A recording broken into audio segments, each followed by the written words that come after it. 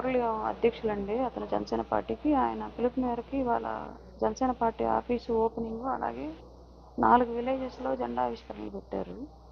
అవి అమ్మనప్రోలు, వినోదరాయనపాలెం, దాసరవారిపాలెం, కనపర్తి. దాసరవారిపాలెం జెండా ఆవిష్కరణ జరుగుతుండగా మమ్మల్ని కారు ఆపి నా కారులోంచి కుర్రోని దించి కొట్టారండి. నేను ఎవరినైతే నాకు సపోర్ట్గా తీసుకెళ్తానో ఆ అబ్బాయిని దించి కొట్టారు. కారణం చెప్పలేదు, అసలు ఎందుకు కొడుతున్నారు కూడా చెప్పలేదు. నేను అడుగుతున్నా కానీ అడ్డుపడి నేనే ఇంకా కావాలని కొడుతున్నారని అర్థమయ్యి, గొడవ కోసం కొడుతున్నారని అర్థమయ్యి ఆ అబ్బాయిని బలవంతంగా లాగి నేనే కారులో కూర్చోబెట్టుకొని లాకేసాను. లాకేసి ముందుకెళ్ళాము.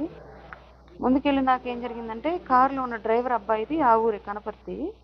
వాళ్ళ బాబాయ్లకు ఫోన్ చేసి, బాబాయ్ ఇట్లా అరుణ మేడం నేను తీసుకొని వస్తున్నాను, అరుణ మేడం సెక్యూరిటీకి వచ్చిన అబ్బాయిని, వెనకాల కారులో వాళ్ళు రియాజ్ గారితో వచ్చిన వాళ్ళంట, వాళ్ళు దించి కారణం లేకుండా కొట్టారు బాబాయ్, ఎందుకు కొడుతున్నారని అడుగుతున్నా కానీ సమాధానం చెప్పట్లేదు, నాకు చెప్పలేదు, మేడంకు చెప్పలేదు, ఇట్లా కొట్టారు, మనకు చెడ్డ పేరు కదా, ఎందుకు కొట్టారు కనుక్కుందాం అని చెప్పేసి అన్నాడు. అన్నాక ఆ పెద్ద ఆయన కనపర్తి ఎంట్రన్స్లో ఆపాడు కార్లు. ఏందయ్యా మేడంతో వచ్చే వాళ్ళని కొట్టారంటే, ఎందుకు కొట్టారు ఏందని అడగటానికి ఆపాడు కారు. ముందు కారులో ఉన్నోళ్ళు కాదు కొట్టింది, ఆ కారులో ఉన్న వాళ్ళని ఆయనకి తెలియక ఆ కారులో ఉన్న వాళ్ళని అడుగుతుంటే వాళ్ళు మేం కాదు, కొట్టిన వాళ్ళు వేరే, మమ్మల్ని అడుగుతున్నారు ఏంటని చెప్పేసి మాట్లాడుతూ ఉన్నారు. మాట్లాడుతూ ఉండగానే వెనక నుంచి వీళ్ళు మళ్ళీ వచ్చేసారు. అందరు కారు దిగి ఎవరైతే అబ్బాయి మీద దాడి చేశారో ఆరిగి శివ, షాలు కొట్టింది ఫస్ట్ అబ్బాయిని. వాళ్ళిద్దరూ పిల్లి రాజేషు, ముత్యాల కళ్యాణం, చిట్టెం ప్రసాద్, చనపతి రాంబాబు వీళ్ళంతా వచ్చారు. ఒక్కసారిగా వచ్చి వాళ్ళ మీదకి చేసుకున్నారు. ఏంటి మమ్మల్ని ఆపి అడుగుతున్నారు, కొడతాం మీకెందుకు అని చెప్పేసి వాళ్ళ మీద దాడి చేశారు. వాళ్ళ మీద జరుగుతుంది, ఇట్లా గొడవ జరుగుతుంది. ఇంకా వీళ్ళ మీద చేసేసరికి వాళ్ళు వచ్చి వాళ్ళు తిరగమల్లారు. వీళ్ళు కొట్లాట జరుగుతా ఆ పెద్ద ఆయన తలబాగులు కొట్టారు. కర్ర తీసుకొని, జెండా కర్ర, పెద్ద కర్ర తీసుకొని ఎవరైతే ఆపారో పెద్ద ఆయన, ఆ పెద్ద ఆయన తలబాగులు కొట్టారు. నేను ఇంక అరుస్తా అడ్డం తీస్తూ ఉంటే చనపతి రాంబాబు వచ్చి నన్ను గోడగొట్టుకుని ఆంతులు లాగి నా బ్రెస్ట్ మీద గట్టిగా ఇట్ట గుద్ది, నిన్ను చంపి తింటాము, నిన్ను చంపితే సగం గోలపోద్ది, జిల్లాలో నీ వల్లే జరుగుతుంది, జిల్లా రాజకీయం అంతా పైకి పంపిస్తుంది నువ్వే అని ఇంక కొంచెం లంబూతులు అంతా చండాలంగా తిట్టాడు. అమ్మ అది బూతులంతా తిట్టాడు.